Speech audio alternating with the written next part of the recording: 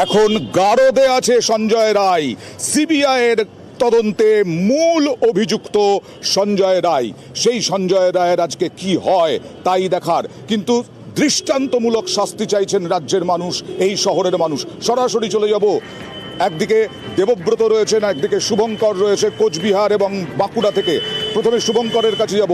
শুভঙ্কর, আজকে যারা তোমার সঙ্গে রয়েছেন তারাও হয়তো রাস্তায় নেমেছিলেন উই ওয়ান্ট জাস্টিস বলে, আজকে তারা কি চাইছেন?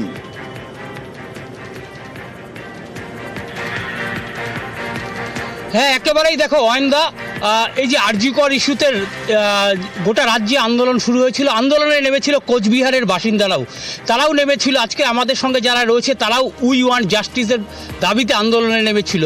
তাদের কাছে শুনে নিব কিছুক্ষণ পরে এই আরজিকর মামলার রায় ঘোষণা হবে, তারা কি এক্সপেক্ট করছে। কিছুক্ষণ পরে তো আরজিকর মামলার সাজা ঘোষণা হবে, আপনারা কি এক্সপেক্ট করছেন?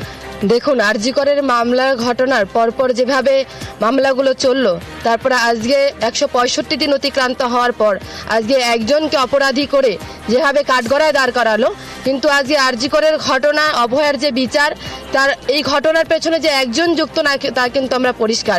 লাস্ট ফরেন্সিক রিপোর্টে যেভাবে বলা আছে যে সেমিনার রুমে ঘটনাটাই হয়নি, সেখানে অন্য কোথাও ঘটনাটা হয়েছে, সেখানে পরিকল্পিত সাজানো একটা ঘটনা।